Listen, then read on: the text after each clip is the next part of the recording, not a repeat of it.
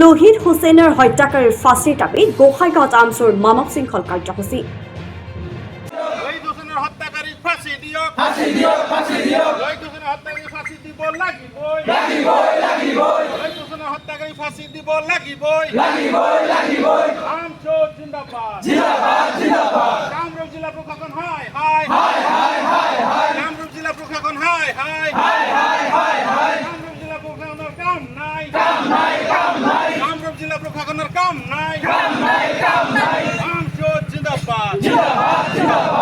নৱেম্বৰত দক্ষিণ কামৰূপ জিলাৰ অন্তৰ্গত চাম্পুপাৰা আঞ্চলিক সমিতিৰ সাধাৰণ সম্পাদক লোহিত হুছেইনক হানিখুচি হত্যা কৰা হৈছিল। আপোনালোকে সকলোৱে জ্ঞাত যোৱা 16 তাৰিখত কামৰূপ জিলাৰ চাম্পাপাৰা আঞ্চলিক সমিতিৰ সাধাৰণ সম্পাদক আমচুৰ লোহিত হুছেইনক ৰাজহুৱা স্থানত এটা সাংস্কৃতিক অনুষ্ঠানত ডেগাৰেৰে হানিখুচি হত্যা কৰা হ'ল। ইয়াৰ প্ৰতিবাদত আমি গোটেই অসমত মানৱ শৃংখল কাৰ্যসূচী লৈছোঁ।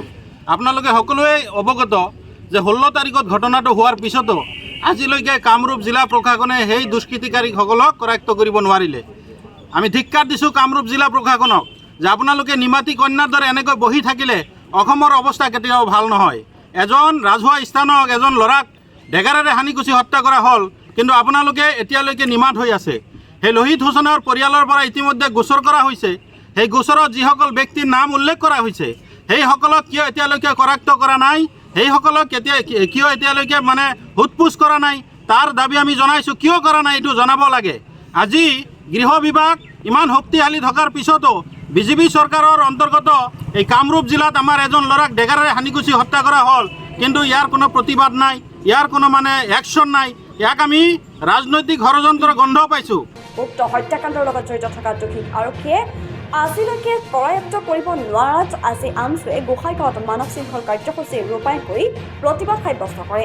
আমচুৰ পশ্চিম কোকৰাঝাৰ জিলা সমিতিৰ উদ্যোগত গোসাইগাঁও মহকুমাধিপতি কাৰ্যালয়ৰ সন্মুখত শতাধিক আমচু কৰ্মীয়ে হাতত বেনাৰ প্লেকাৰ্ড লৈ লোহিত হুছেইনৰ হত্যাকাৰীক ফাঁচি দিয়ক, লোহিত হুছেইনৰ পৰিয়ালক উপযুক্ত ক্ষতিপূৰণ দিয়ক, কামৰূপ জিলা প্ৰশাসন হাই হাই আদি শ্লোগানেৰে উজ্জ্বল কৰি তোলে। উক্ত কাৰ্যসূচীৰ অন্তত দোষী কৰায়ত্বৰ দাবীত গোসাইগাঁও মহকুমাধিপতিৰ জৰিয়তে মুখ্যমন্ত্ৰীয়ে এখন স্মাৰকপত্ৰ প্ৰেৰণ কৰে। হানিখুচি হত্যা কৰা হ'ল। আজি কেইদিনমান উকলি গ'ল।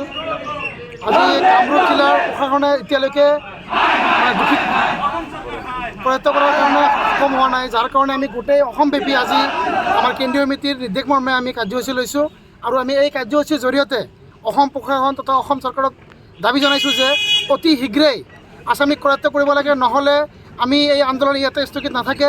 যেতিয়ালৈকে কৰায়ত্ব নহয় তেতিয়ালৈকে গোটেই অসমত আমাৰ আন্দোলন কাৰ্যসূচী চলি থাকিব। আৰু আমি এই বাৰ্তাযোগে দিব বিচাৰিছোঁ যে অসম চৰকাৰে যেনেকৈ অসম প্ৰশাসনৰ দ্বাৰা বিভিন্ন নিৰীহ মানুহক হত্যা কৰি আছে, আজি এজন আমাৰ আমচু ৱাৰ্কাৰক ৰাজহুৱা স্থানত হত্যা কৰা হ'ল। আজি অসম প্ৰশাসনে এতিয়ালৈকে তেখেতক এৰেষ্ট কৰাৰ কাৰণে কৰায়ত্ব কৰাৰ কাৰণে সক্ষম হোৱা নাই, তাৰ কাৰণে আমি ধিক্কাৰ জনাইছোঁ।